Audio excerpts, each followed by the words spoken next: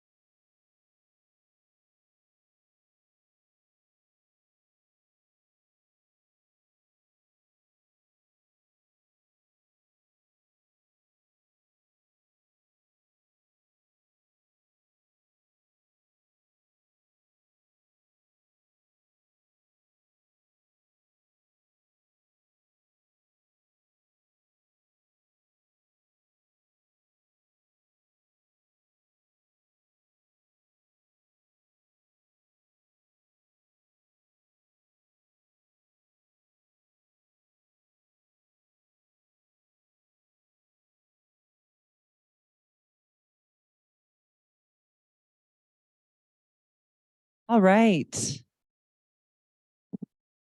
More people might trickle in, and that is great, but we're going to get started. I want to respect everyone's time this evening.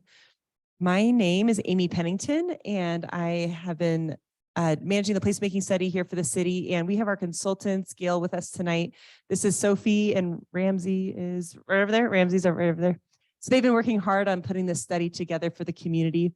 I want to say thank you to all of you for coming out and being part of this. I recognize many faces from all of the different phases of this we've been doing. And so this study really is trying to reflect the voice of our city and the people in our city. So thank you so much for being involved. It wouldn't be what it is without all of you. So really just thank you. Your time is so valuable to us.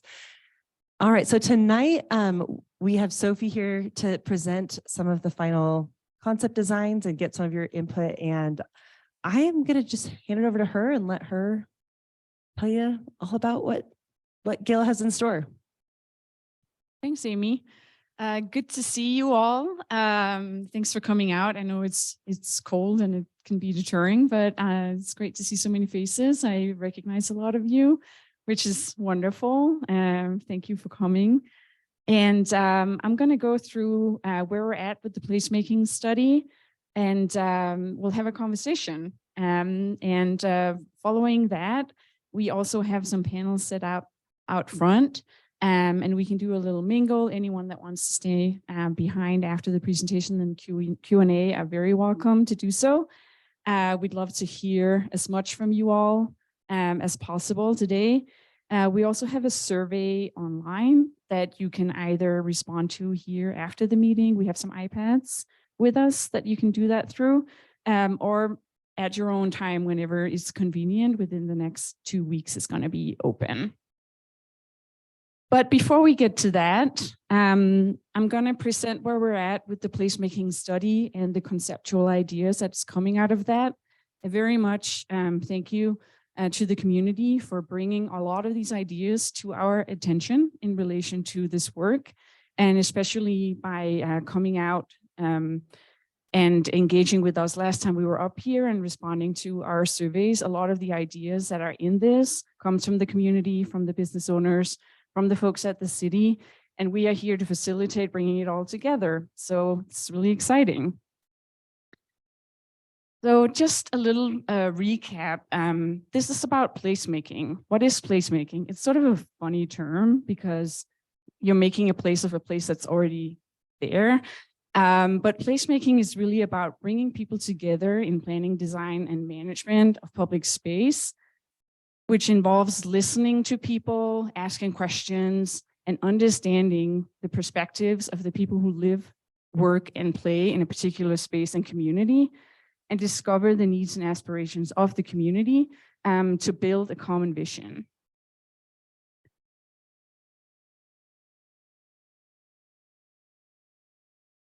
There we go. So up until now, we've been doing multi-pronged research to understand Virginia Street and its adjacent spaces and community. And last time we were up here, we presented the results of those findings, and we seeked further input from the community. And we have used that to develop a vision for the placemaking of Virginia Street and the future of Virginia Street, and also to put together some concept ideas. And I want to stress that these are conceptual ideas, it's not final designs. And then following this meeting that we're having today and the next couple of weeks, where we'll have a survey to seek further input, we're going to put together an implementation plan, which will basically be a roadmap for implementation. This project is a project of a lot of projects, a lot of little ideas that's going to take time to bring to life. It's not one grand project that's going to completely turn Virginia Street over from one day to the other. It's going to take time, and it's going to require an effort from a lot of different people.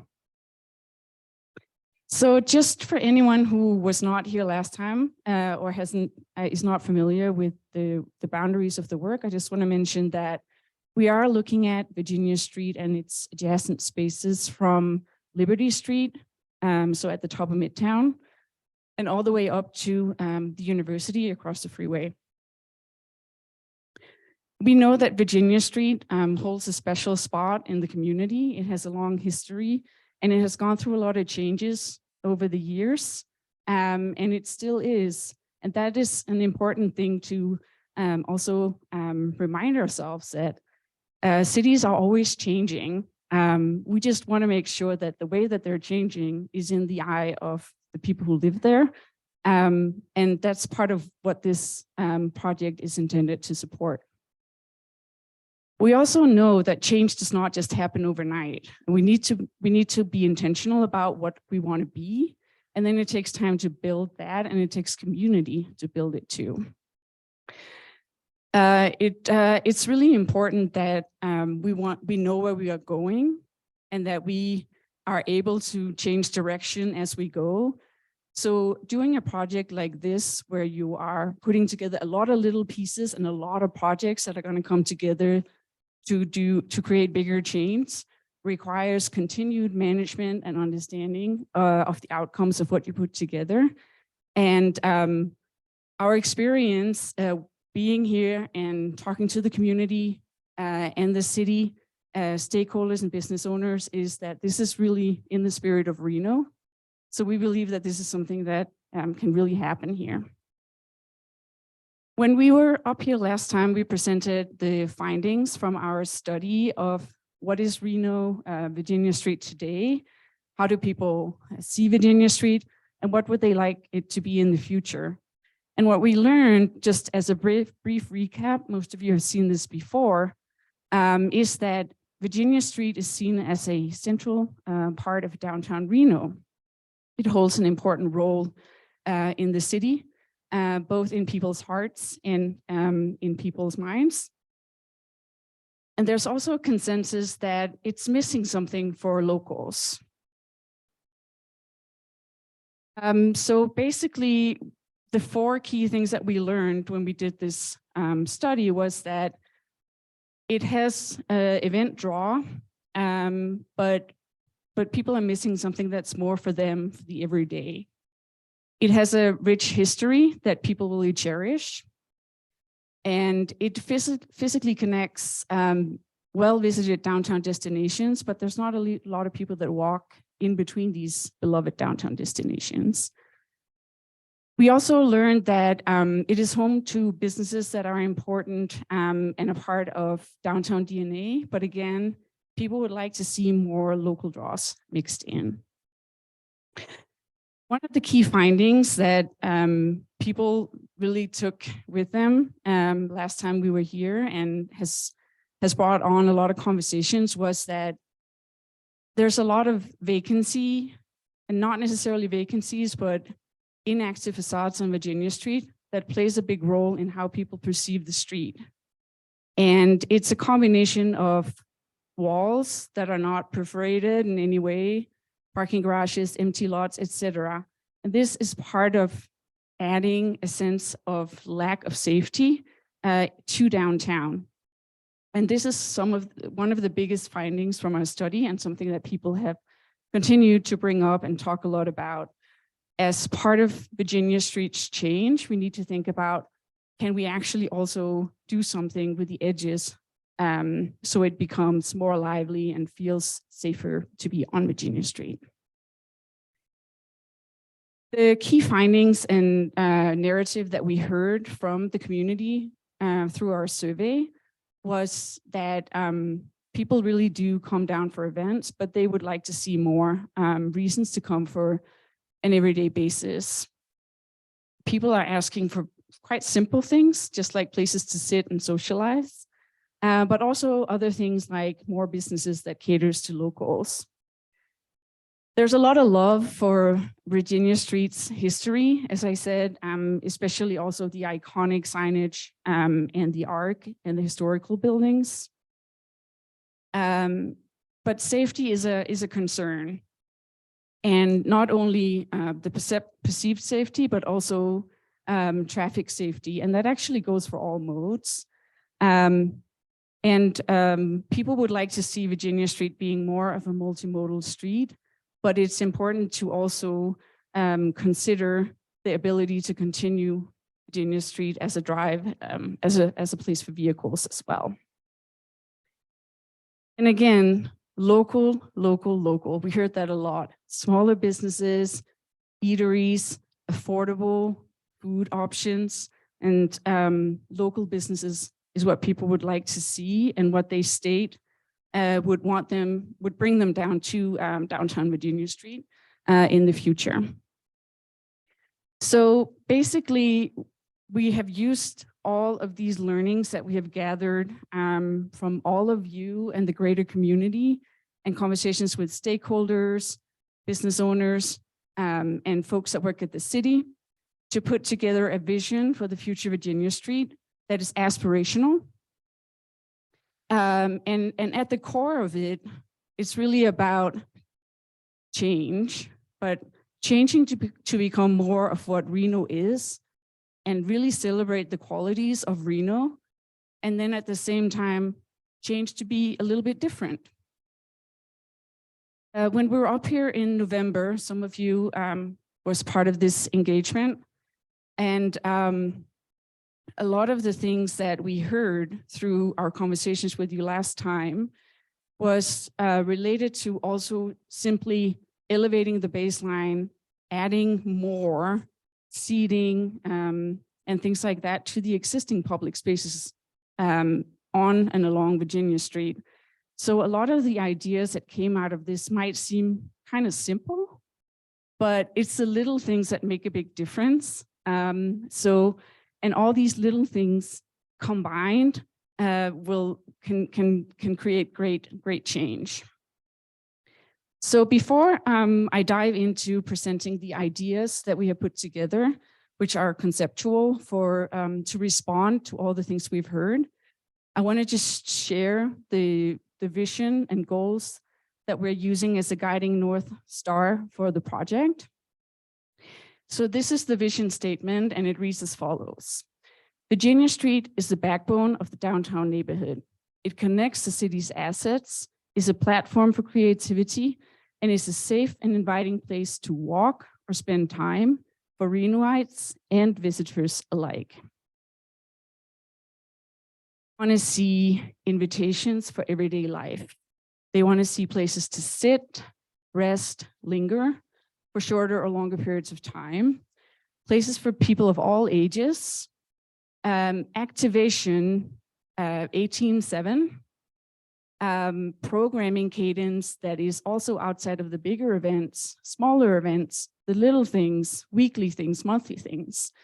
And then just more life, things that brings people down, because that's what's going to make it feel safe, that there's other people.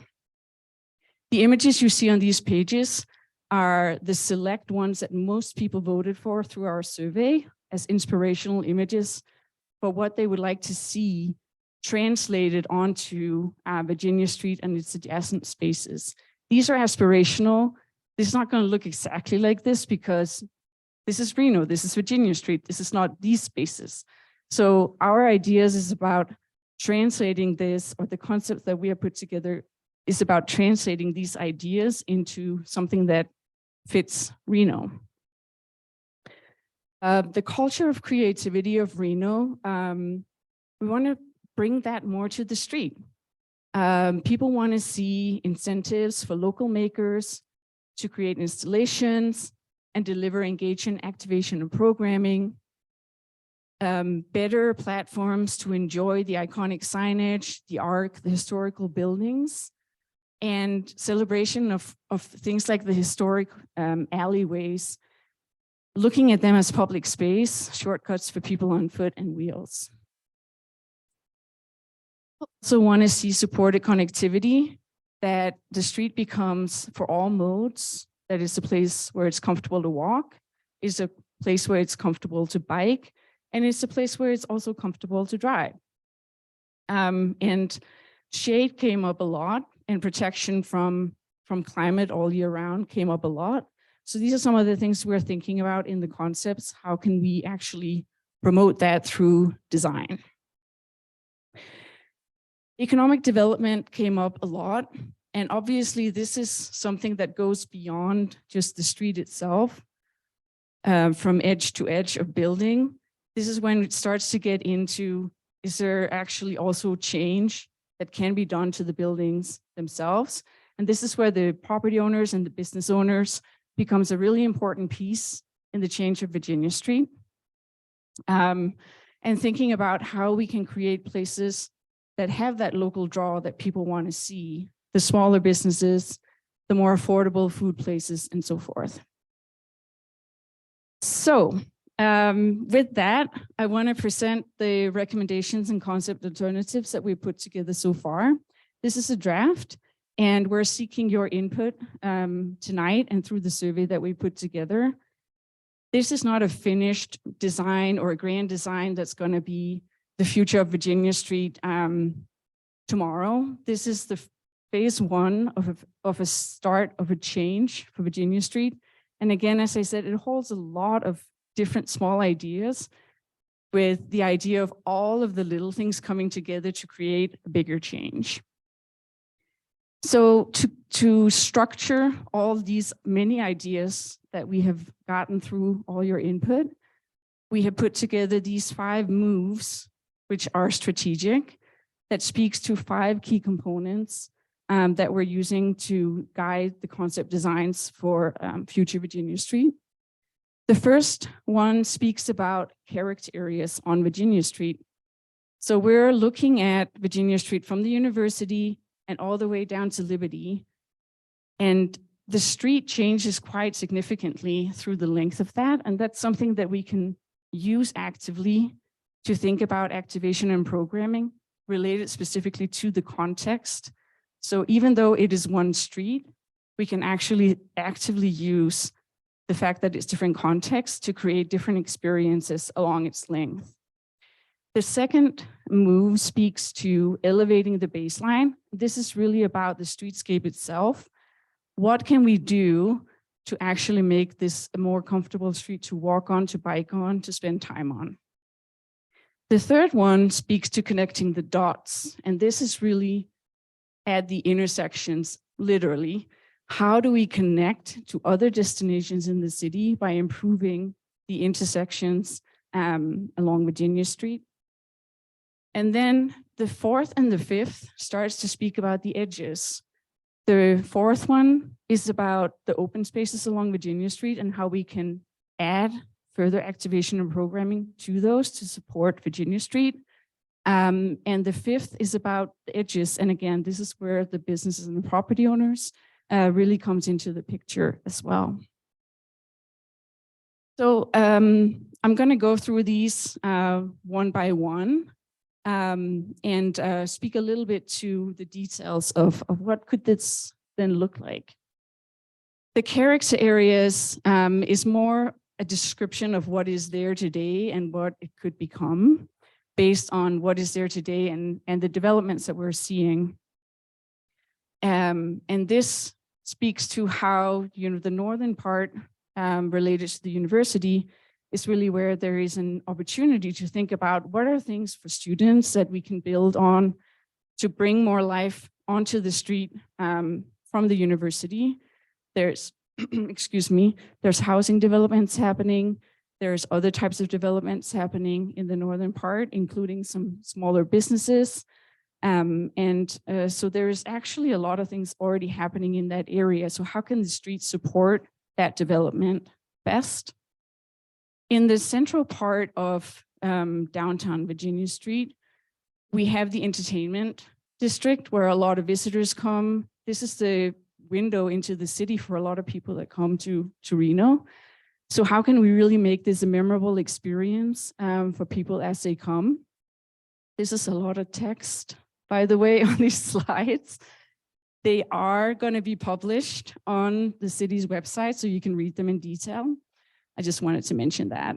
And when we get further south towards the river and down across the river, there's a lot of civic and cultural institutions. There's a lot of people that work in these areas. Are there ways that we can create more experiences on the street and in the adjacent public spaces that really support that existing public life profile around the Truckee River? Second strategic move talks to the specifics of the street itself. So what are potential changes that we can create for the street curb to curb, edge to edge, that will elevate the experience of moving along Virginia Street and spending time on Virginia Street?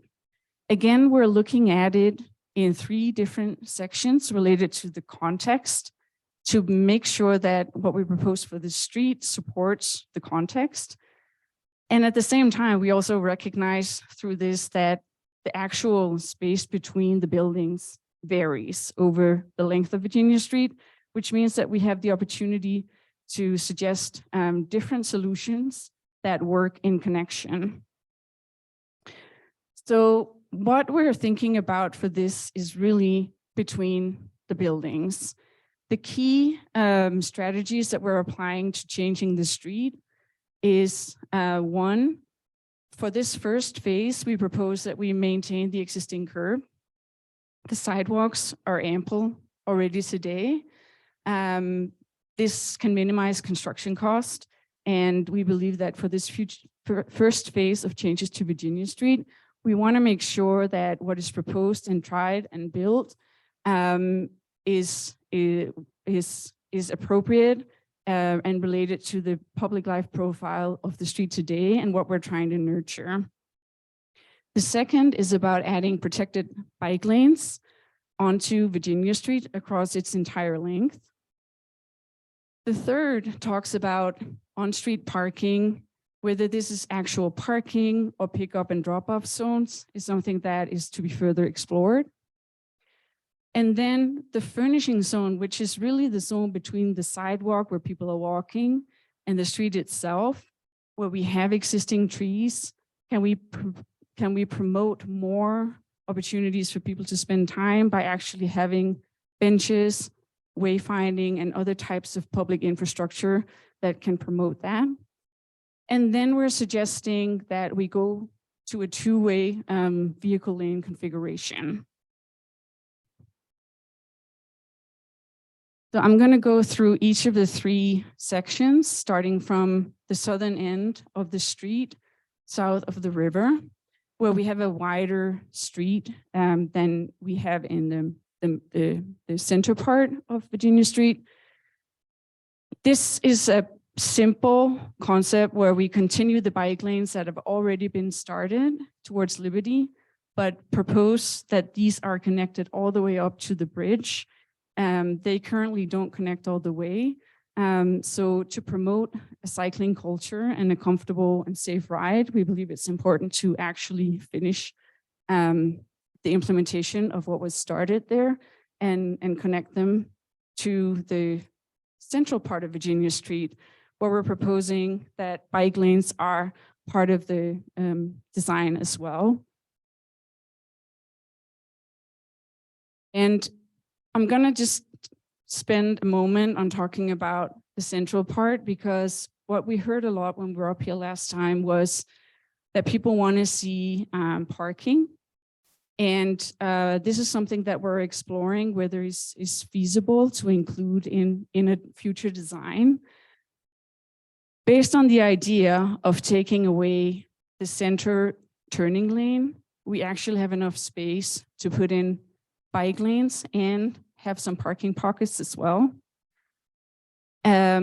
This could, as I said, be pickup, drop-off, or short-term parking, but that is to be further explored. This is something that there is space for, and we need to figure out through further studies whether the demand is also there for them.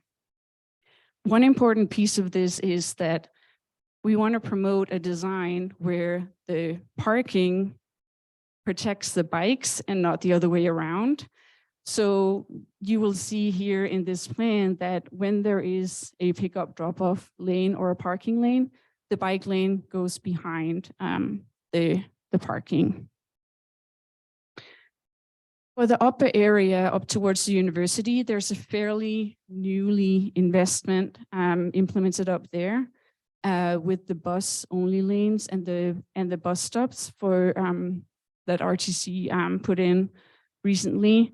We do believe that it is important to think about whether we can actually integrate a bike lane connectivity all the way up to the university, so we don't have a gap in the connectivity between south of the freeway and north of the freeway. This is something that we're further exploring with RTC, whether is feasible. With the way that the street layout is today, we can fit one in on the northbound side. It is a little bit more challenging on the southbound side because there's less space within the curbs. One thing we're exploring is whether we can actually go in and alter the center median to create more space and actually have a continuous bike lane. So that is something that we're exploring with RTC. I want to spend just a moment on talking about how, as part of this, it's important to be thinking about how the events have an important role in downtown.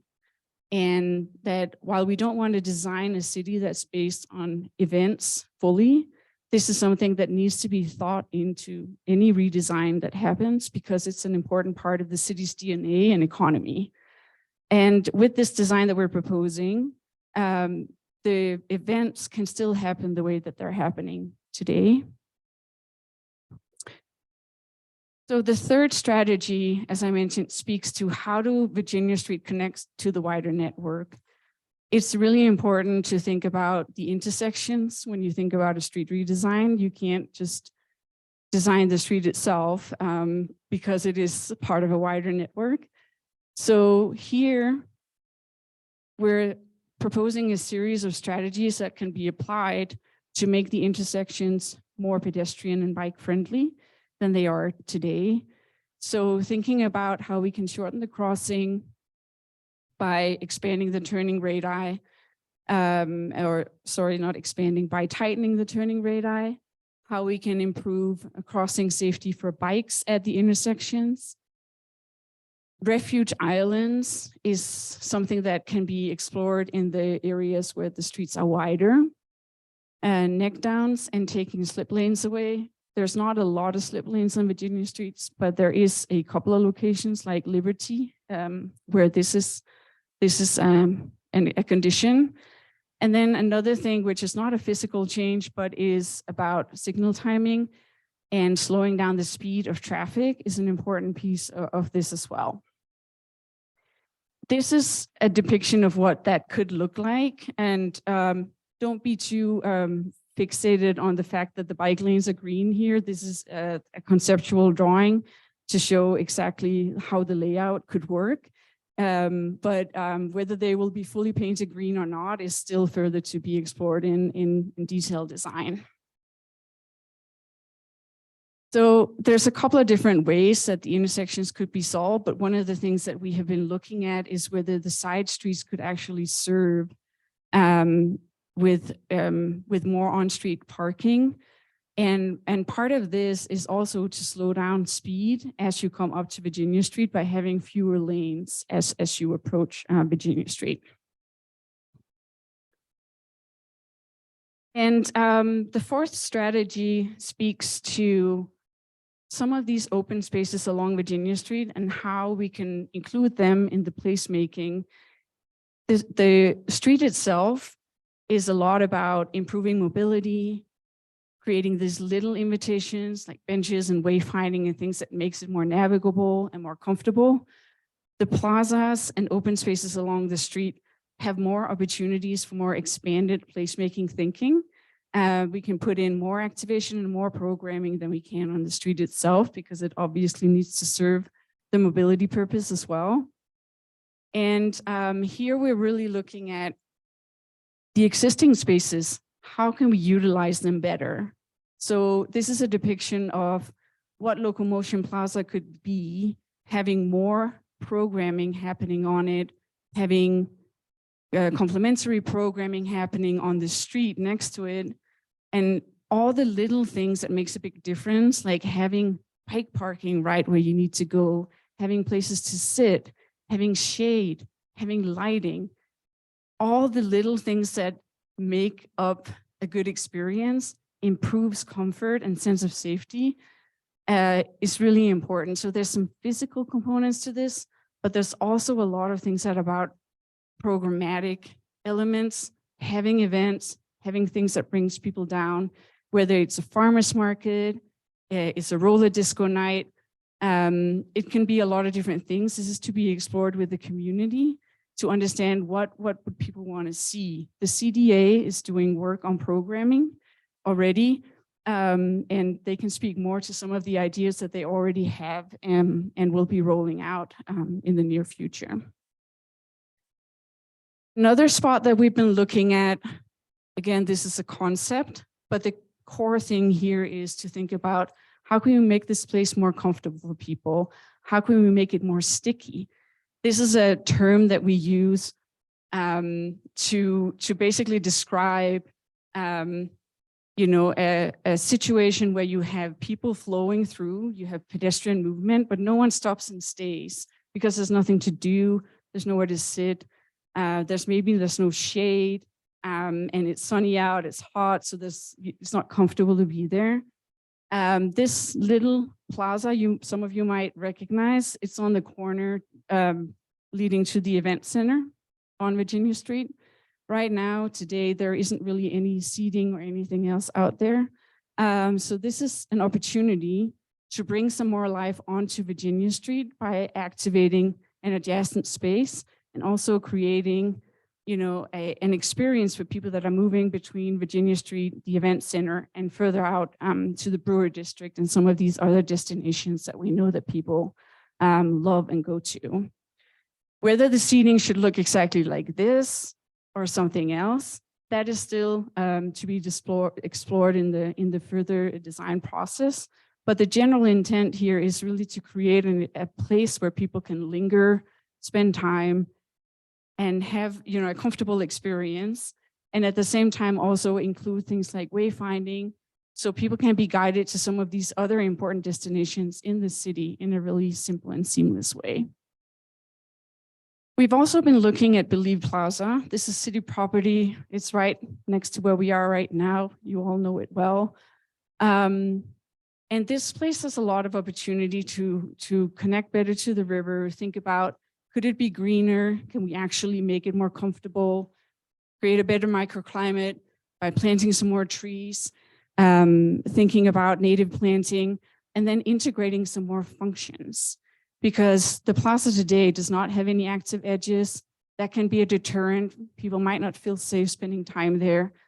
So could an idea like putting in a concession stand or tourist information, something like that, help activate the plaza and make people feel safe and feel like there's some eyes on the street?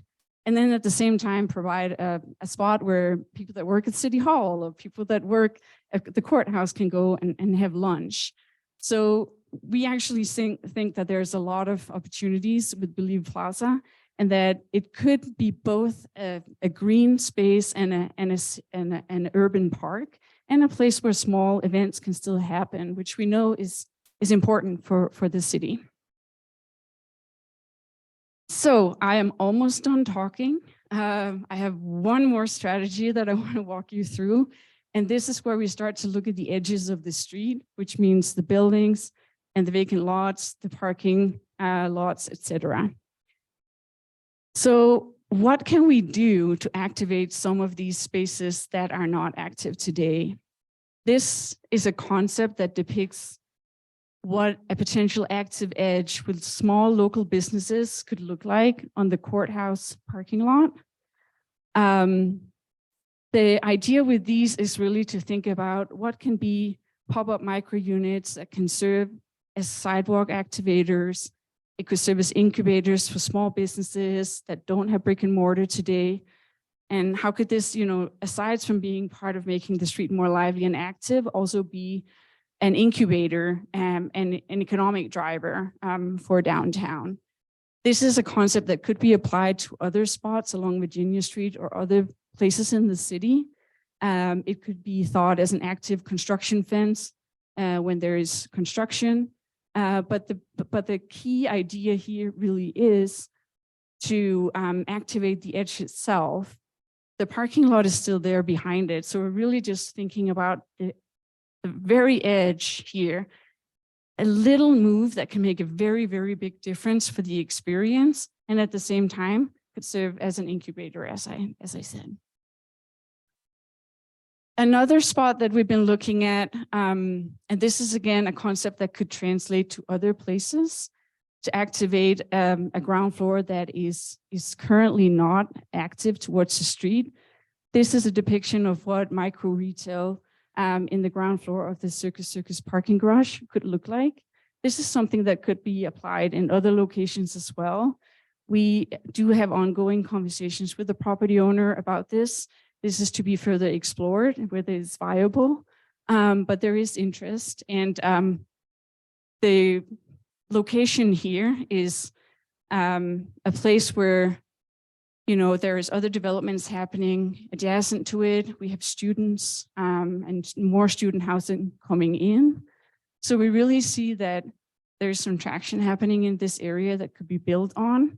And therefore, this particular location is very interesting. Not only is it a good location, it's also one of the best sidewalk spots on Virginia Street. There's a double tree line, which makes it shaded and really comfortable. So we think that just by default of what it is already, we can build and add more quality.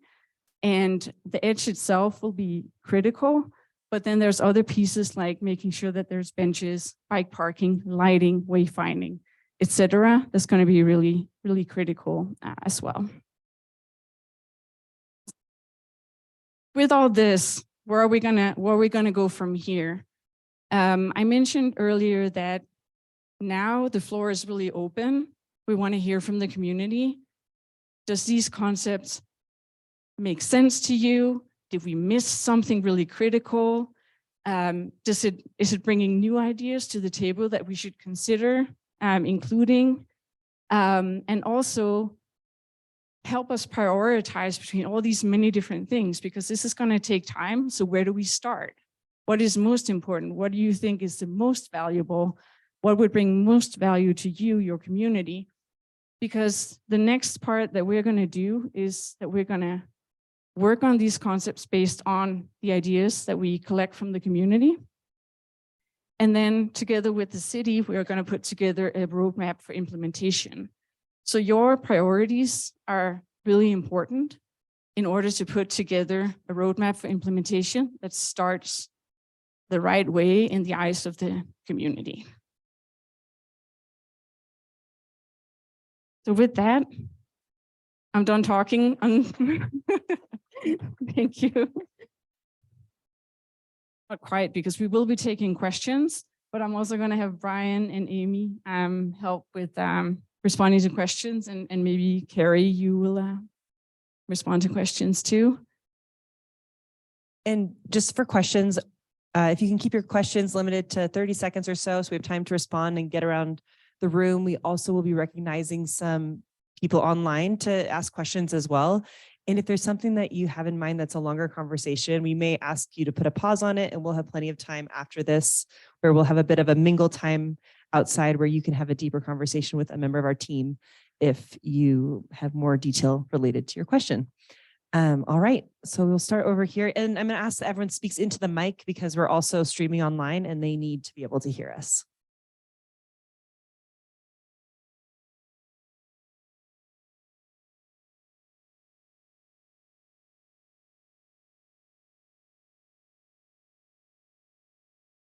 Is a nice crowd. I'm amazed, Sophie's from Denmark. She sure has mastered her language quite well. Excellent speaker. I want to address something that I think is very sweet. And you hear it on TV where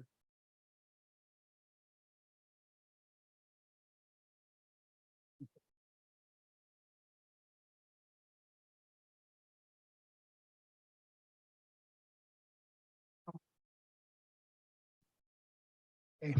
Now, I'm first generation here. My parents came from Europe. My dad was a carpenter with a 4th grade education. And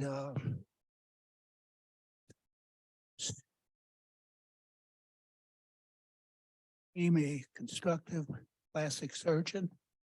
Was in the Second World War in Iwo Jima. Government helped me.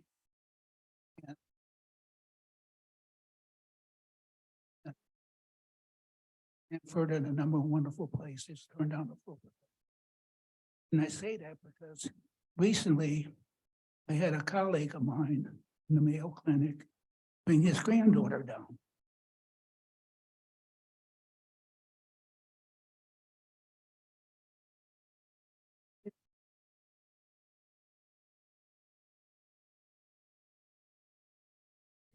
System. Universities, have they got smaller? Bigger?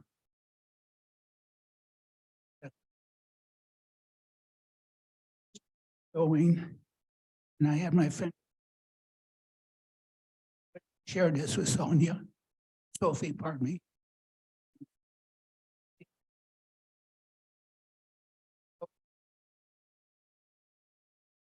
The campus, and he said, "Jesus, beautiful."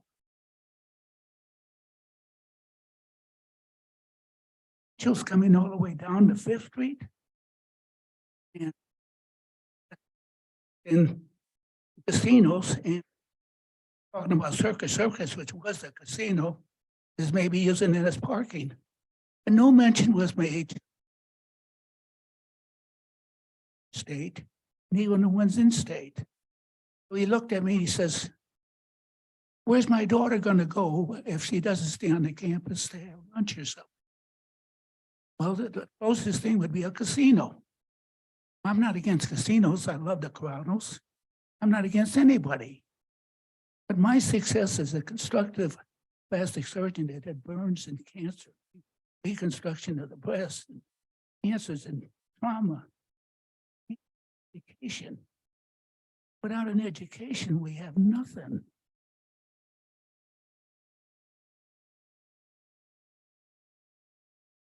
At that, and he says, "Where's my daughter going to go? She's going to go into a casino 1 block away. Gambling, alcohol, smoking. Where is that? I don't want my granddaughter exposed to that." Was out.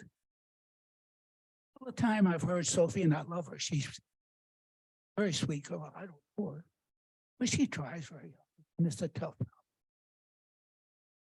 Solve this problem in 5 minutes. I've been here 50.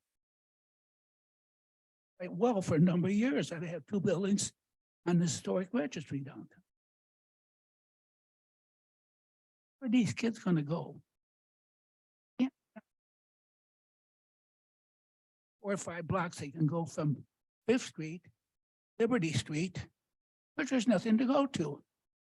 I spent 20 years in education, turned down a full professorship. I don't want to stay on the campus all the time. I want to go.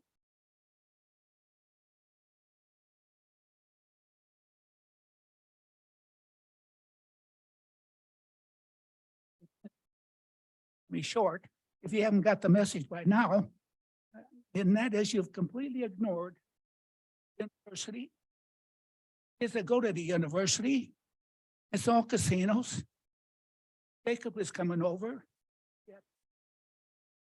At the, well, where are these kids gonna go? Where are people gonna go? I got 2 businesses downtown. You mean it's so hard? Putting a divider in there, we can't even use it. We had to close them. And you're talking about all these wonderful things and I love it. It's nonsense. You 2 girls can't do that. And don't beat on me. I spent a lot of years in this town. I'm 97 years old. I spent 35. So I care about these people. Their grandchildren. Was that ever mentioned? They mentioned one time in all that talk. University's growing, made no accommodation. Not. We really appreciate your feedback. Thank you. And one thing that is, it's in more of the text on there as well, but one of the main things that we've been talking about is the university and making sure that there is connectivity from the university into downtown that is safe, which is part of why bike lanes are important because not all students have cars. A lot of them are using different modes of transportation. And that is part of the conversation about bringing more smaller retail spots, whether it's the Circus Parking Garage or other places that are down there. There's other developments going in down that we need what we heard from students was they want small scale eateries that are affordable. They want places to go. And we also heard that people want family friendly programming. So things that are not centered on alcohol, things that are small reoccurring events. That's something that we're working with the DRP on how to activate Locomotion Plaza and other places like that with things that are reoccurring that students can enjoy that are maybe under the age of 21, that maybe they don't want to go into a casino. And I'm actually really glad to hear you say all those things because that has been very central to our conversation of how do we make Virginia Street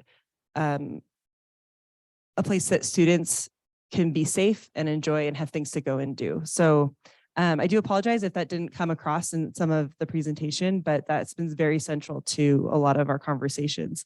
And for people who do have properties on Virginia Street that are looking for other things to put in those properties, having things that cater to students would be a great idea. So, all right, we're gonna go over to this side of the room. We'll pop over here. So can we do, try to keep the questions brief as possible so we can get to as many people. Yes, my question was about creative communities. I'm a big fan of building creative communities, and I'm wondering if you could tell us what your definition of that is, and then best practices, maybe in Europe, of creating a creative community. Thank you. Thank you for that question. Yeah, this is something that has been, part of the conversation quite a lot because we recognize that there's a culture of creativity in Reno and it's pretty diverse. So I think in terms of defining what is that culture, it's broad, right? And it's defined by the people who create that culture. So as part of these next phases of the project, to get something to happen like active edges, like the idea of having pop-ups where there might be some local businesses that want to set up shop, those are conversations to be had. Like, what are the incentives needed for someone who is already a maker or a creative here to go into a spot like that, whether it's temporary or more long-term. But I think you're getting to the root of something here that's really important. And that is like, we can have the ideas and we can bring in best practice from other places, but this is not going to happen without the people that are already here. And so as the project progresses, part of the thinking is going to be how can we bring some of these existing creative communities in the city into these projects and actually take an active participating role. There are programs that can be developed, best practice from other places, incentive programs, ways to bring in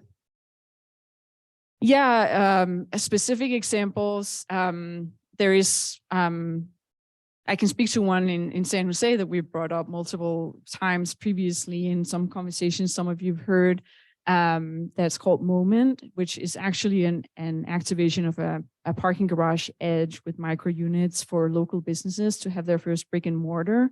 It's an incentive program that is run with through the bid and the city's economic development in collaboration, where there's funding to subsidize the actual rent for the businesses to have temporary pop-ups which is usually between 3 and 6 months. And in San Jose, it's specifically centered around minority businesses. So the ones that have been in Moment over the last 6 years where it has been in place have all been women-owned and people of color. So that's a very specific example, but part of that, making that happen, is to have some economic incentives behind it, because a lot of these businesses don't have brick and mortar today because they can't afford it. All right, we're going to go to a question online. Art Rangel, if you're ready to speak, I'm going to unmute you. Can you hear me? Yes, we can. Okay, well, thank you so much for the presentation. As a city planner, I've been following this process for quite some time, as well as the city's Reimagine Reno master plan, and just curious how this fits with that.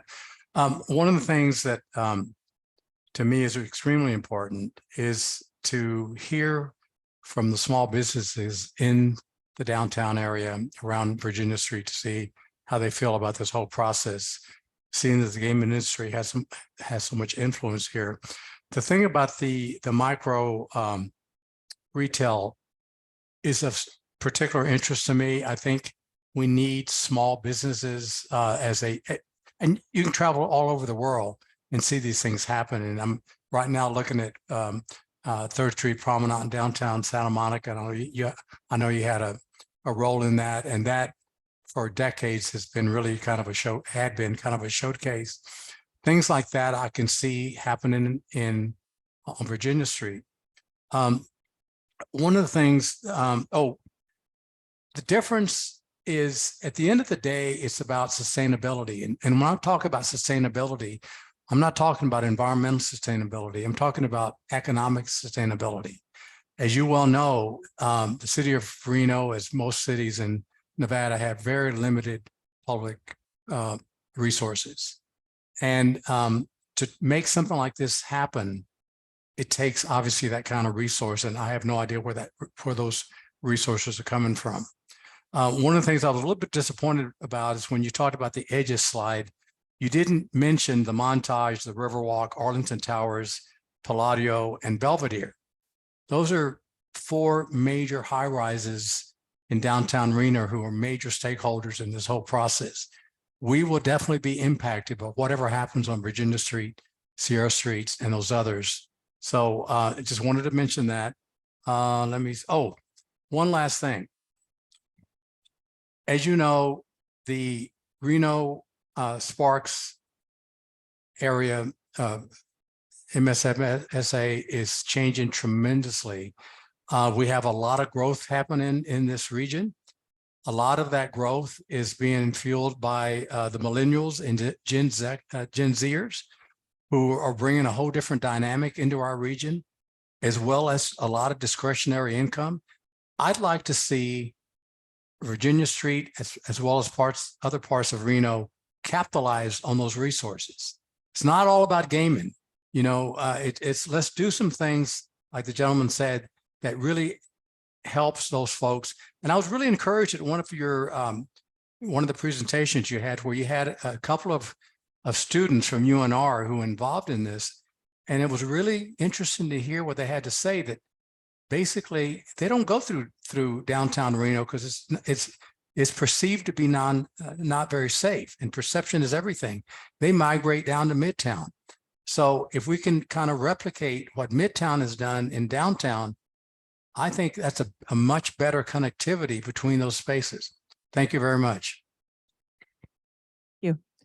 Um, I don't know if there's much to respond to. I mean, those are great comments, and we will take that think into Brian consideration. has, Brian, do you want to talk about the sustainability piece? Yeah, sure. I do think that Brian McCardle, Revitalization Manager, as we approach these things, the role of the city is going to adapt to where we can't just paint a picture and say, wouldn't this be nice if all these things came true? We're going to have to play an active role. So 2 programs that we're looking at now that hoping to get funding in the future is a facade improvement program, which has been brought up in the past through the redevelopment agency. It was unfunded at the time, but we think we have an opportunity to do it now, which will essentially go to these property owners and incentivize them to improve and beautify their spaces. That opens up storefronts to be available to micro businesses. Awesome, good switch out. The second role is we do have to play a proactive role in filling these spaces. And the idea of pop-ups comes in where how does the city support the role? And I'm a small business owner myself. And what the idea of a pop would be in the San Jose moment model is really good, is that you help a business sort of pilot their businesses in these pop-up spaces for a limited time. And hopefully they find a sustainable model for these business. And then they go find a more permanent location, opening that location up to the next up and coming business. And as you get that continuum of thriving businesses from starting, not all of them will succeed, but as they go, they start to fill in the storefronts throughout the area. This is how Midtown probably was built during the time. This is how districts are built. And so that's the active role that the city is going to play in making this happen. The property owners will have to participate in that, and the businesses are going to have to come up here as well. But you know, if we all have the vision, we'll share it and get there. And I do also want to actually just make one comment about the residents of all of the downtown apartment and condo buildings, engaging all of those folks in the process of what people want to see downtown was central and very much a part of the engagement process that included some of the university students. I think just part of the reason why those buildings were not mentioned tonight was just that they're not, they don't line Virginia Street, so they weren't part of the concept designs, but definitely the ideas are hoping to reach the audiences and users that live downtown on and off of Virginia Street. All right. Oh, yes. Maybe it'd be nice to just highlight the groups of people we did engage with, those categories, so that people know that we did get feedback from these types of groups. So obviously the community was engaged in a broad sense through surveys and different engagement sessions, but we did make sure we met with certain stakeholders. One was, it was a group called the Users of Virginia Street. So we had a sampling of downtown residents, students, different members of the community that are people who would frequent places on Virginia Street. We did a designers stakeholder group, which included people who are active in different modes of transportation and including the RTC, as they are a main designer of the right-of-way. And we also had the activator group, which focused on involving people who owned or operated the businesses and properties along the street, making sure that we were hearing from them as well. So in that, we had small businesses, larger businesses, and property owners, business operators, all of those sorts of folks. Oh, so, okay, we'll do a question. All right, well, go here. Thanks, Amy. Kai Plaskon with the Truckee Meadows Bicycle Alliance.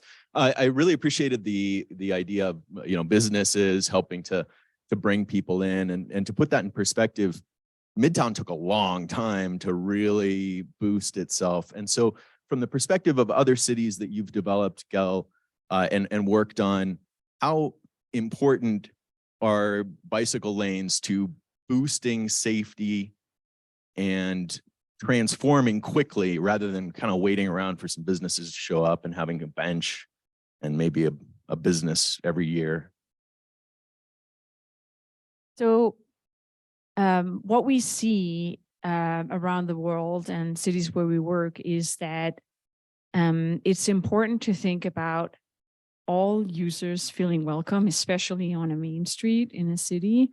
And so as we were looking at what would it mean to have bike lanes on Virginia Street? And is that important? That's, in our perspective, really important. When it comes to safety, obviously there's a traffic safety component. Having actual designated lanes for people that bike, use micromobility is important.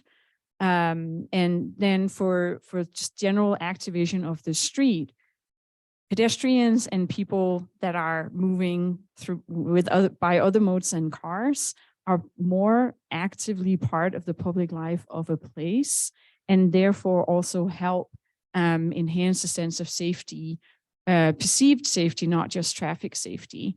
When it comes to the financial or like economic incentives of, you know, the classic discussion, cars versus bikes, we don't actually think that it's a either or here. We think it's a finding the right balance, and having space for both is certainly possible.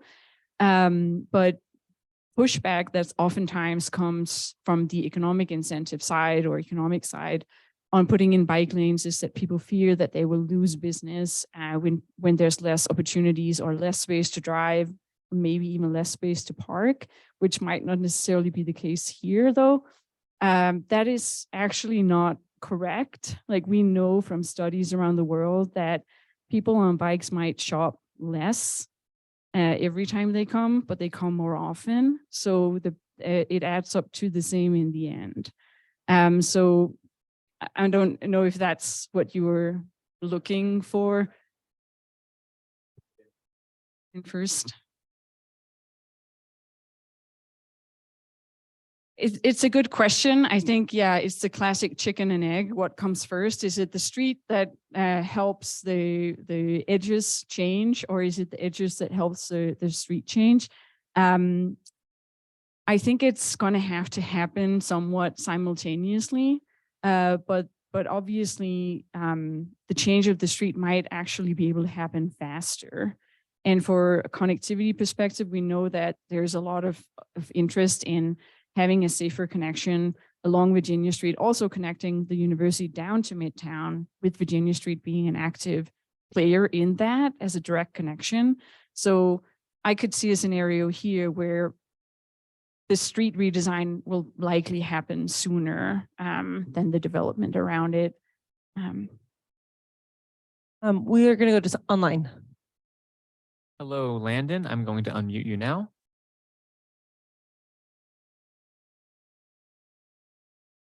Landon, if you're there, you can unmute yourself and start talking. Can you hear me? Hello? We hear you. Yes, we hear you. Okay, great. So yeah, Landon, Pallister and Lone. Yeah, I'd like to get a couple questions and address a few things. One, not to be, flippant, but I can show you firsthand the pilot program of the micro-mobility bike lanes downtown that's over this last summer, of the absolute destruction of our business. And I'm sure you got Dr. Eliescu there who could just basically explain all his tenants went out of business. But, but within that hand, I'd sure like to be a part of more of it, because, we've been downtown, since 1958, and pretty much since around 1996, the city has been more interested in just dealing with big casino than their actual, other patrons downtown to deal with. Now, within all that, on the micro mobility, both the RTC and Headway, engineering, which the city's paid millions for these guys to do both separate, that in those engineering studies that I had to get through FOIA requests, both say Virginia Street is not engineerable for bike lanes. So, I'd like to get addressed on that, but I do want to move on. And within that, though, is say we do put the bike lane. Where do the bike lanes go during special events? So are we going to have two sets of bike lanes? One down center and one down, the original study, one down center and one down, I can't think of the other street off the top of my head. And then if that's the case, why do we need two sets of bike lanes? What is the rows Caesar's plan. They have the largest amount of real estate on Virginia Street with little to no access or appealability whatsoever to Virginia Street. I mean, that is like a huge issue that I think needs to be, addressed and answered. And, in our ranger made a really, some great, suggestions and comments, more comments. And, the kind of flippant comment to Dr. Liescu on catering to students, that's fantastic. The only issue is the only way to really get students downtown is either have, classes down there, have student housing, which they're building, and have a place to party. And unfortunately, the city has had a moratorium on bars down on Virginia Street for a very long time. We're the only city that I know of in the United States that does not have a designated, kind of party area for the university. So that will just be a few questions I'd sure like to discuss with you guys, because I would love to see, something happen with, Virginia Street. Great. Thank you so much for those questions, Landon. Let's see. First, I'm going to touch on the bike lanes because so one thing I just want to clarify from the micromobility pilot project that was in place last year to these bike lanes. What Gehl's proposing is not a two-way cycle track. It is bike lanes on the road with 2 lanes of traffic going in both directions. So it's a different design of implementing bike lanes on the road. There is going to be a micromobility pilot project engagement session in 2 weeks that discusses the broader cycle network. So if people are interested in hearing more about how bike lanes have a broader impact in downtown and where and want input on what that looks like, I really encourage you to come here in 2 weeks to talk more about that. But as far as this goes, what we found is that bike lanes being incorporated into Virginia Street is a viable and positive design, and regardless of where else they are in the downtown area. So, but in the survey, there'll be opportunities to give some input on everyone can give input on their priorities of what they'd like to see in some of those areas. Let's see, the other special events. Oh, during special events, the road will be closed. So as it is now, so traffic and bike traffic would be diverted to other streets, which is consistent with the current, when special events happen, that street gets closed down, Virginia Street. So all traffic of all types would be diverted unless people are traveling to the special event. And then students being downtown. So that's actually, it is true that housing and classes help bring students downtown, and the business school is going to be built in the coming years closer to downtown. So there are developments just bringing the university closer to downtown. So we do see that will be a future trend that's happening. And was there one more question in there? The comments are, we're definitely taking note of the comments. So we appreciate those comments.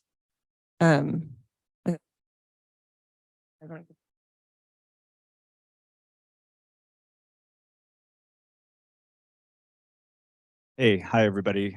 So I might be able to bring this all full circle with all these comments. I am a small business owner in Midtown.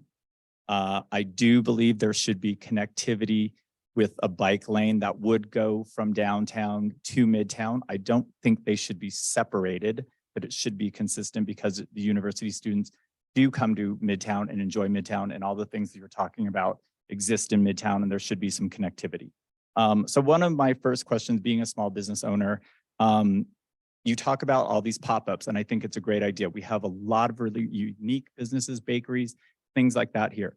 The barrier to entry is really difficult. So the first question would be, are you working with planning, health, and business to reduce these costs so that they would reduce it so these pop-ups could occur with less red tape? Because Washoe County Health makes it very, very difficult, and the fees become very difficult. So the barrier to entry for that makes it almost impossible.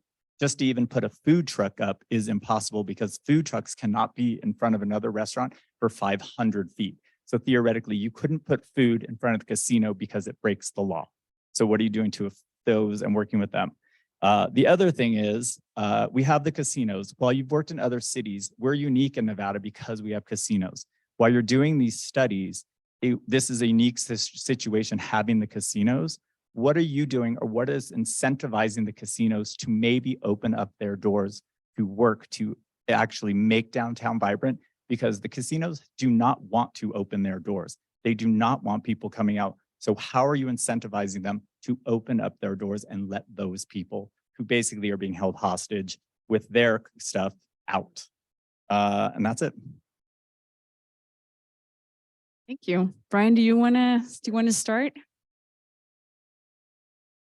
So the first thing is, I think there are things we can do with the city side to help. I think this will all be an experiment. And I'm hoping maybe the county, which is a whole separate entity, can maybe work with us on trying some new and creative things. Oh, nothing yet so far. Yeah. But this will be, this won't just benefit downtown, it'll benefit all the districts over time. So I think this will be a strategy that gets rolled out through all of them. I'm trying to answer to the other questions. About the casinos, I actually think the conversations with the Row have been quite fruitful, and they really came to the table and worked with us. They attended all the sessions, have been open to ideas, and they're open to their properties as well being a part of this solution. And it's a start. So I was addressing that as well. Did you have a third one that? And we have been talking to the county about the study in a broader sense, and they have been very supportive of wanting to be part of helping activate Virginia Street. So while we haven't had specific conversations about the pop-ups, like they are engaged in talking to us.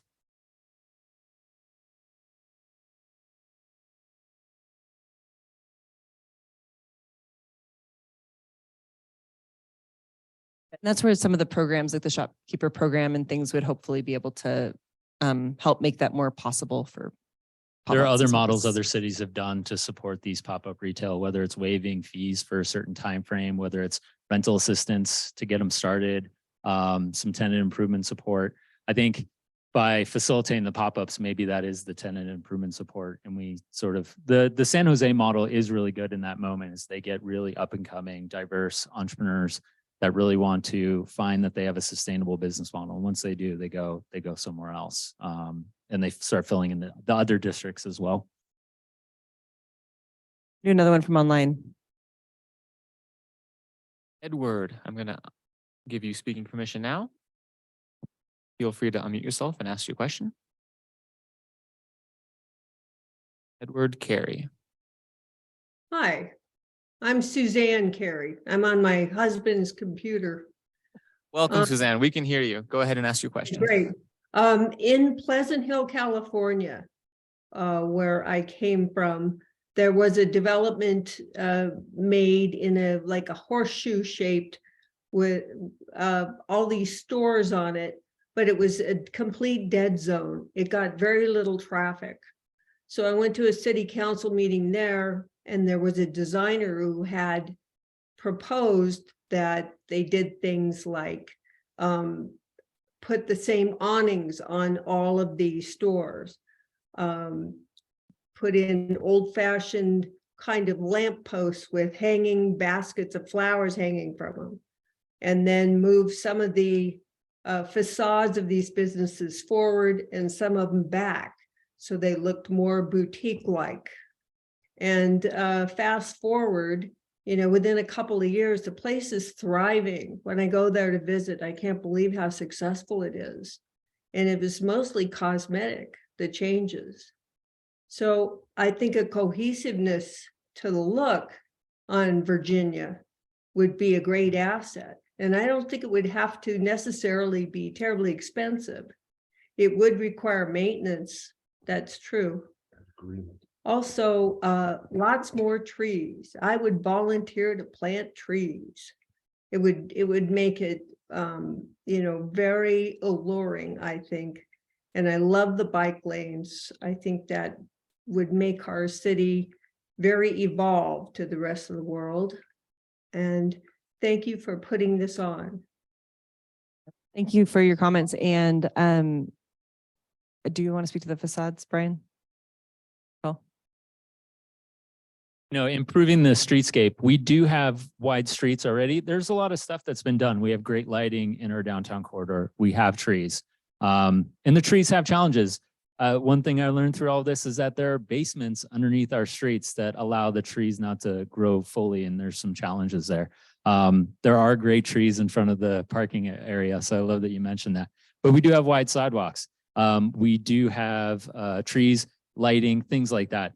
We're looking for small, I would say, creative, cost-effective solutions that can be deployed so that we can beautify the area. But we need people down there as well.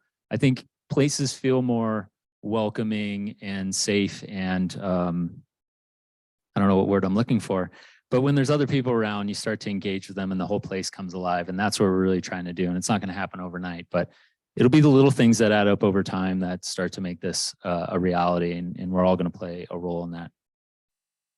I have a couple more. I want to make sure we get out of here not too late because we've already gone a little bit over. And yeah. Hi, I'm Damian Cole. I'm 16-year resident downtown. 30 seconds, compressed version. Midtown is the new downtown. People got tired of dealing with the casino, so they organically made their own community that circumvented the bureaucracy. 2, bike lanes aren't needed if automobile speeds are brought down below 20 miles an hour. The design speed of Virginia Street needs to be examined.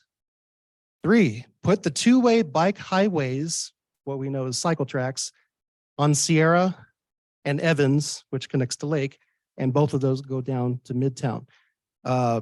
I can explain the full later on, but that would be my recommendation.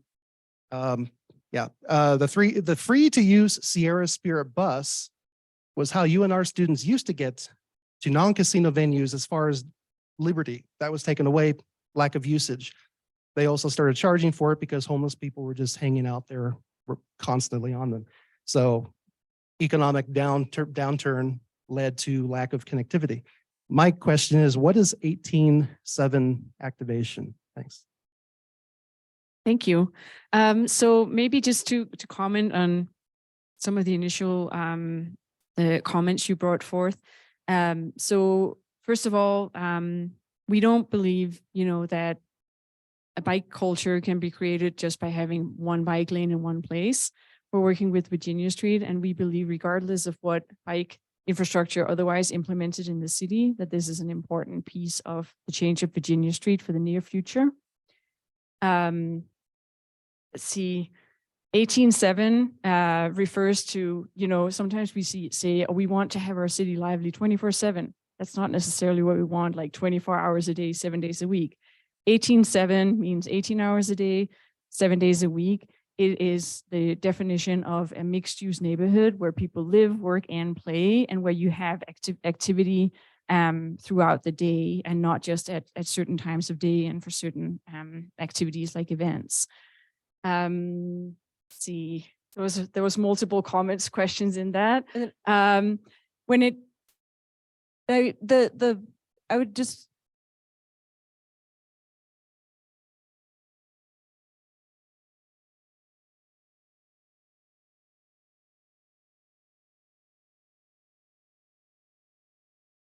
and that's where I would encourage you. We're going to be discussing the Yes. full network of bikes in 2 weeks. And so that's a great time to bring some of those comments about how to utilize other areas in the city. As for the shuttle, that's something that we heard, not just from university students, but also from some of the downtown residents that don't drive anymore. It is an idea that is part of the catalog of many ideas. Obviously, that requires operator finance, but it's something that we have heard that people would like to see. And it's something that is going to be further explored in the project as well.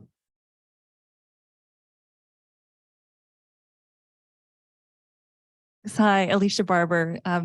Thanks so much for this. I mean, there's a lot here. You put so much thought into it, and I can't wait to read all the little things that my 50-year-old eyes can't read from here.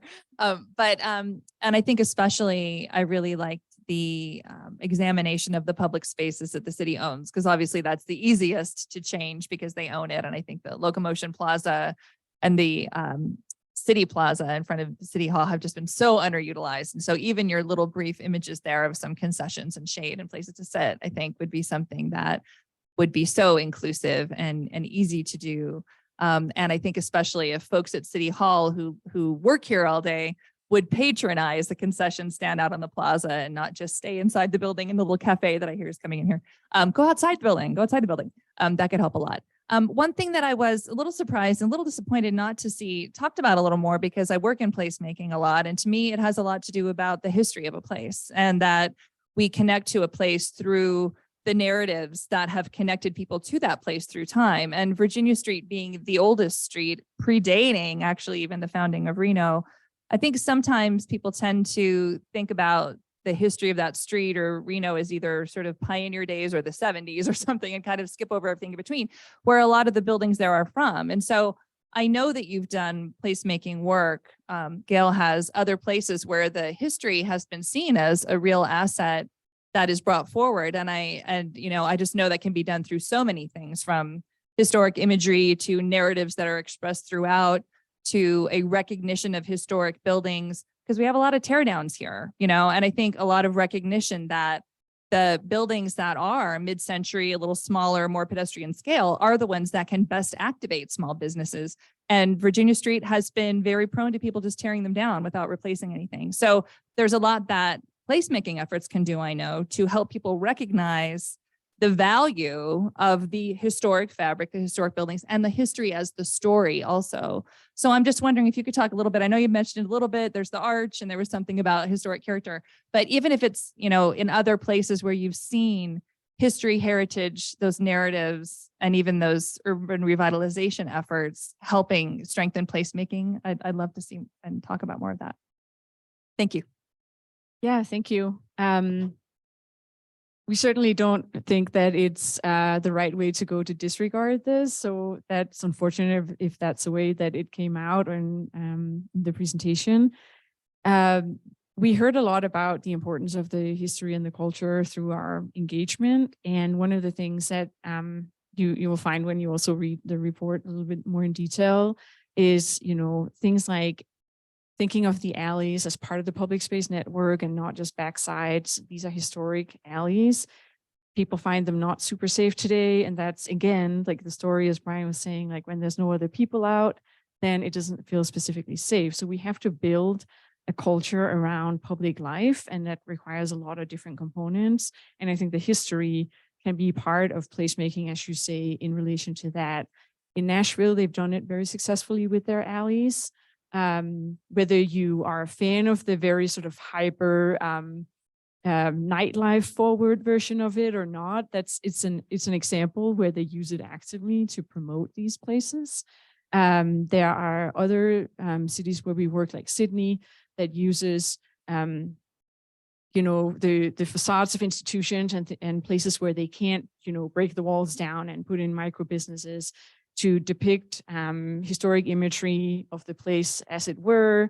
That's a way to celebrate history as well. It's very literal, but it can certainly be engaging and interesting nonetheless. Things like thinking about what are the design components that are going to go into the street related to placemaking can be part of celebrating the history too. So what are the benches that we're going to put in and things like that. And then I think the creative community of Reno, we would love to hear what their thoughts are, and also the people that work with history from the Historical Society and so forth. What are things in Reno's history that should really be celebrated in this remake of Virginia Street? Right. We'll do how many hands are up online? We have one hand online, but from a speaker we've previously heard. Okay. Well then, were there any more hands in the room? Well, so I think that I might want to save most of the follow-ups for just the mingle time, because I know that we're about Is it quick? Is it quick? We can, all right. All right, let it.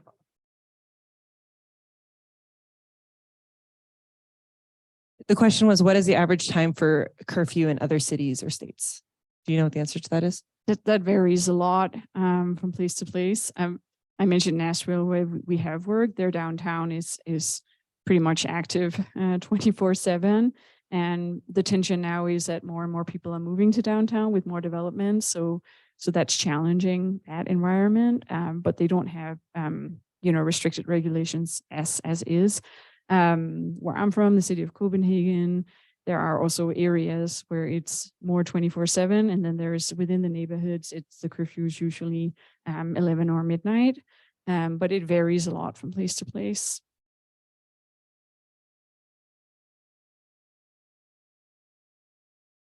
10 p.m. here in downtown. So, okay, that's actually not something I'm aware of, but.